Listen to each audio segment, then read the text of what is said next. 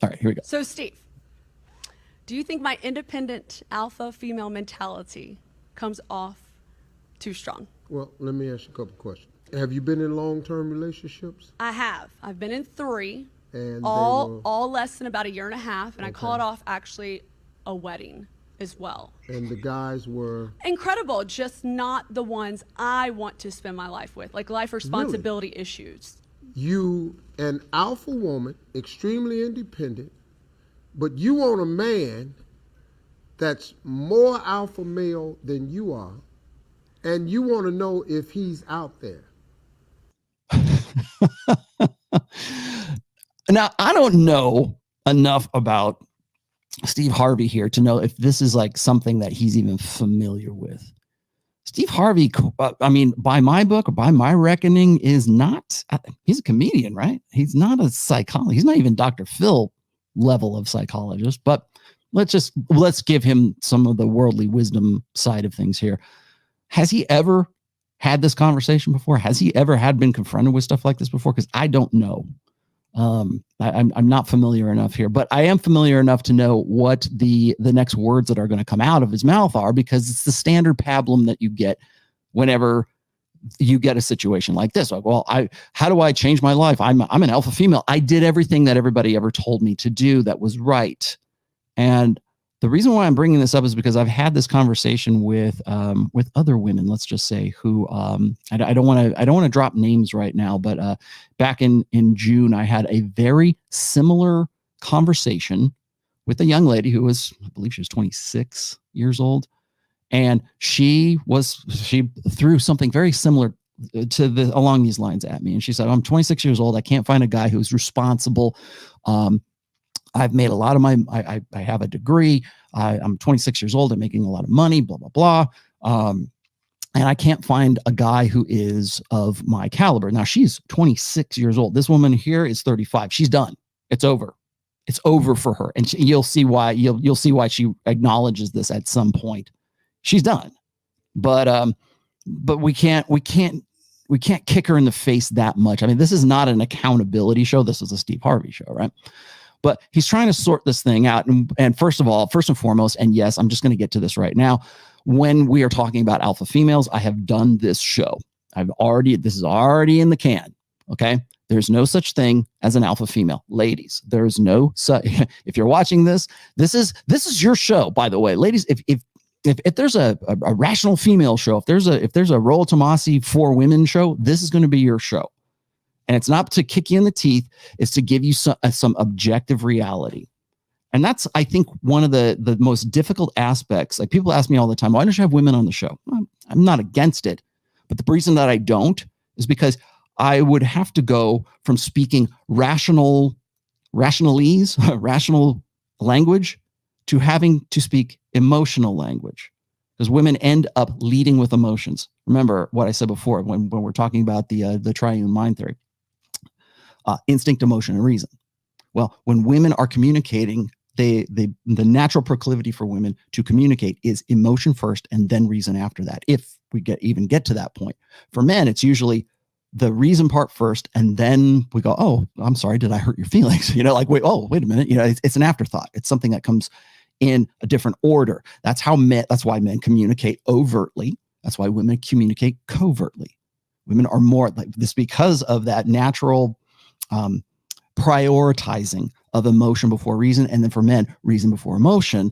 And that's how you get men's being very blunt and we sound like we're cavemen and stupid, and women are happy to point that out because it's all about communication. It's a different communication style. There's a masculine communication style, and there's a women's female communication style. For women, it's all they prioritize the context of the conversation, meaning how does the conversation make me feel? Feel. For men, it's the other way around. The content of the conversation is what's the priority. What's the information? What's the problem I need to solve? What is this guy telling me? Are we exchanging something that I can learn from? It's the content versus the context. It's not that women don't get content in their conversations. They do. But the primary reason for that, or the approach, the concept of that conversation begins from a different standpoint for men and for women. That's why it seems like men are just these, hit them up over side of the head. We're the guys who are, like, men are supposed to say what they mean and mean what they say. For women, it's like, oh, let's get together and have coffee at Starbucks, right? It is an occasion, and it is enjoyable for women to communicate. For men, it is, but for a different reason. Like, we want to learn something, we want to do something. We're going to go learn. Let's go fly fishing. Here's how you do it. That kind of stuff. There's a purpose, there's a point to it. There's a process usually. So women say, oh, men don't talk about their feelings. Yeah, well, yeah, because we don't prioritize feelings in a conversation. It's just the way that we're built. It's the mechanics of the machine. Men prioritize information first, and then maybe they get to, oh, I'm sorry, did what I say offend you? And women know damn well that they're offending you right before it comes out of their mouth, because that was the intent. It was an emotional intent. So that's the difference in the conversation here. And what happens is, when a woman is trying to get sort of like, here's my problem, Steve Harvey. My problem is this. I've done everything that I was supposed to do. I got the degree. I'm an alpha female.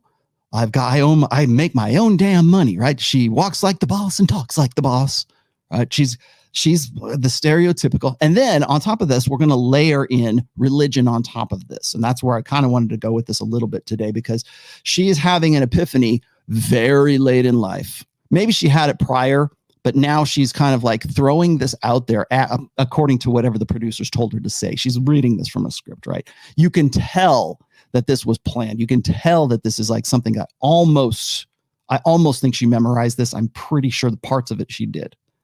And so she's throwing this out there because she's trying to generate the idea that there's this sort of casual interest in, oh, hey guys, this is what's going on with my life. No, it's a popular concept and a popular theme that's online that the producers picked up on, that they want Steve Harvey to talk about.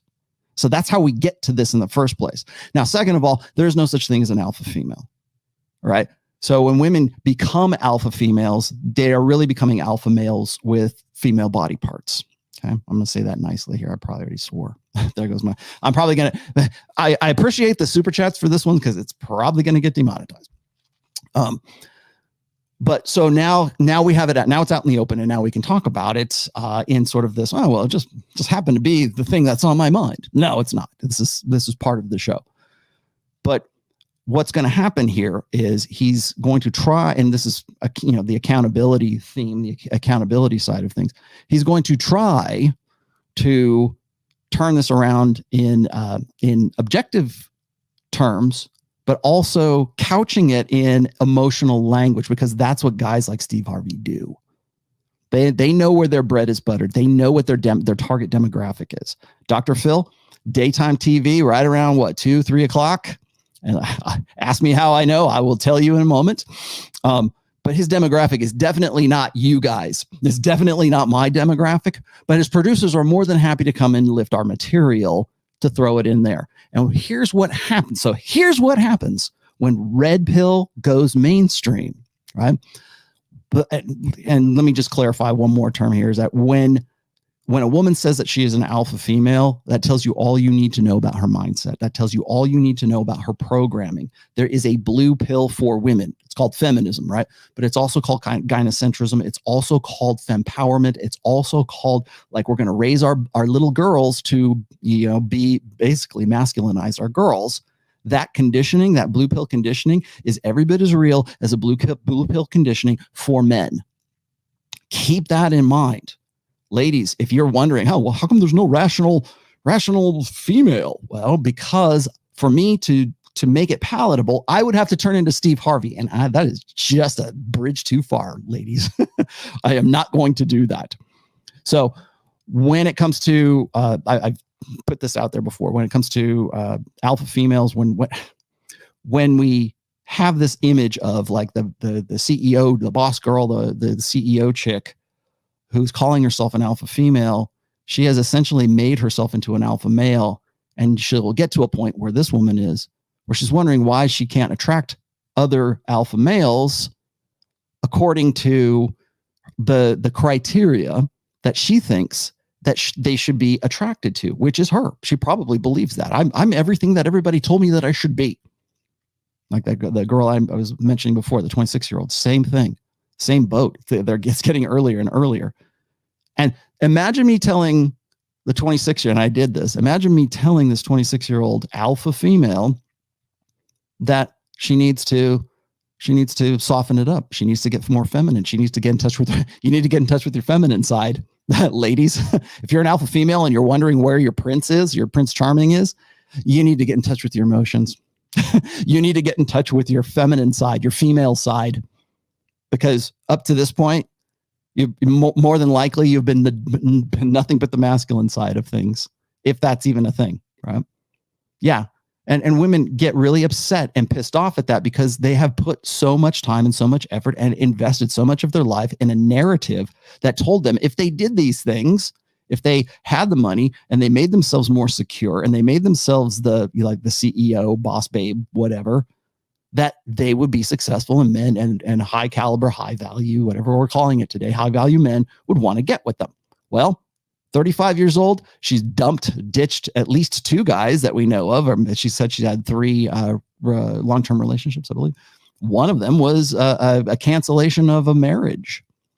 But he wasn't the right guy that God had dropped on her doorstep. He wasn't the godly man of God. More than likely, it was a conflict of egos at that point. So what he's going to do here is he's going to try to soften the blow. He's going to try to soften the red pill here. Well, yeah, like the faith-filled, I need like a Scottie Pippen to my MJ. Like I'm MJ, like Michael Jordan, and I need that Scottie Pippen that's going to toss me the ball. Wait. Like come alongside me. No. Ain't nobody finna do that. Like a teammate. No, ain't no man finna do that. You, Michael Jordan, I'm finna be your Scottie. Yeah.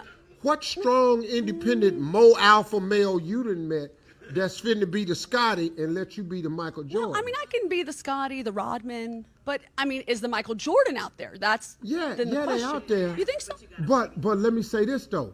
Mm-hmm. I don't think the problem is you've had 3 long-term relationships from 3 great guys. Most people can't say that. Right. I think it's you. Okay, so when I say I have high expectations. That's the funny part right there. That's the kick in the face part that he was trying to avoid, that he was hoping that he wasn't going to have to get to. But it's necessary for the conversation. That's how you build a successful podcast and holding women accountable for the consequences of the choices that they've made. She chose to be an alpha female, but maybe not, right? Maybe simply it was a consequence of her upbringing. Maybe it was a consequence of a childhood or, Playhouse Disney or Nickelodeon or whatever it is that taught her that she needed to do that. Maybe it was a empowerment narrative over the last, she's 35, over the last, let's say 20 some odd years, that convinced her that she can't trust men and that she has to be the one to provide her own security. She has to be the one to provide all of the necessities that come from a need for the beta buck side of hypergamy, right? Provisioning, protection, and parental investment. We have to throw that into the mix here. So I this is not to get her off the hook. Okay. She made her choices and there are consequences for that. And that's why I'm using this. That's why I'm showing this. And honestly, I think that's why she's on this show in the first place, as a plant, let's just say, because there's this, it's a hot topic right now to talk about the consequences. I was sold on this bill of goods that I could have it all, right? You can have it all, baby. That's Gloria Steinem 1970s feminism language right there that we're still using today. But she seems kind of dumbfounded here and in shock. Now, this is the part where I think maybe she's a little bit more genuine, but let's keep going. They're from like here to heaven. So I wake up, read devotion, read Bible. I have a master's degree. Yeah. Then I have a small volunteer ran nonprofit, like strictly volunteer ran nonprofit. So I'm quite busy and a principal of a middle school. Okay. So quite busy. Yeah. So but I can make time for a man. I cook. I will go out, get dolled up. I can do all that. Okay. But I just need someone that can support me in all the endeavors. You inadvertently said you want your Scottie to which is really what you meant. But you had to fix it after the crowd After went. we talked. Ooh, ah. Yeah. So you had to adjust it, and you said, well, I be the Rodman. But not really, though. You're right. And there's nothing wrong with you having what you have, doing what you do, and wanting what you want. I never ask a woman to dumb it down. If you have a high expectations of yourself and your life, you should go and do it, and don't stop what you're doing. See, that's the problem. That's the problem, is that to be more feminine, to do something that might make you more attractive is, and he said it, quote unquote, and I've heard this a million times, dumbing it down. And that was what was thrown at me when I was having the conversation with the 26-year-old. I don't want to dumb. What? I got to be an idiot? I got to turn myself into a ditz so that men will like me? Yeah. Well, that's what it's gonna boil down to. That's what it's going to feel like to you after a lifetime of having been told that if you do these things and you get this job and you get your nonprofit and you're the principal of a school and you do all this stuff and you're an alpha female, that's what it's going to feel like when somebody says you need to get, when Rollo Tomassi says you need to get in touch with your feminine side. You need to soften your ass up, because unless the guy, with obvious exceptions, men generally don't want to date other men. Okay. You know the exceptions, but heterosexual, red-blooded American men, whatever, men with, healthy amount of testosterone in their bloodstream, they're not looking to get with another guy. They're looking for the complement to that conventional masculinity that they have, that you are insisting on. I was just said it here. I want an alpha man because I'm an alpha female. That's the problem. That's the blank slate. That's equalism. That's blank slate egalitarian equalism is what that is. And we have been fostering this in at least the last 4 generations since the boomer generation. We have been fostering this in young women, that everybody's equal, and therefore your match, the only guy that's good for you, the Scottie Pippen to my Michael Jordan. Like that is some majorly egotistical shit there. Like, this is me, and I'm a badass, and I deserve another badass. No, because men and women are different. We are complements to one another, but we are not the same as one another, and that's the problem. It's like you've got a male and a female, and they fit together, mesh together pretty good, right? Since the time we were living on the African savannas and tribal cultures, right? We've been doing this for a long time, but now we're confused because we think that men. Well, I'm an alpha and you're an alpha, so that makes logical sense that we should get together. Where's my guy? It doesn't work for guys. Like, by the way, when I've talked about this in the past, where I've always said you're never going to reason a woman into bed, and I'm usually talking about gamma males. What I am, and again, this is an abstraction, but usually it's guys who are very analytical and very reason based and rational based when it comes to their understanding of game or their understanding of the opposite sex or intersexual dynamics. These are the guys that keep Excel spreadsheets. Well, so-and-so said no, and this is the reason she gave me. And so-and-so said no, and I got rejected on this date and this time. And it's fill in the cells of the Excel spreadsheet. And so they get really analytical about it, but they get really upset with intersexual dynamics. They get really upset with the sexual marketplace because they think it should be a science. They think it should be something that is reasonable, because they fall prey to the same reason why this girl's here and she's about to cry, because she thinks, well, I've done all the right things and I haven't been rewarded for it. Where is my Prince Charming? Where's my alpha male to my alpha female? Because, likes attract likes. No, they don't. And men have been learning that the hard way, really, I would say, since the latter half of the 20th century. But here she is, wondering. She's going through the same wonderment, let's just say, that most guys get to when they go, why is that girl that I really want to get? Why is my crush really? How come I'm the emotional tampon for her, and she still goes and bangs the jerks? Why is that? Like guys who have that conversation with themselves, they don't understand, because logically, she should be with them, right? He's the perfect boyfriend. He'll be the perfect. I would never treat her the way that she gets treated by that jerk. Like those guys, they're thinking analytically. They're thinking reason-based. They're thinking in blank slate terms.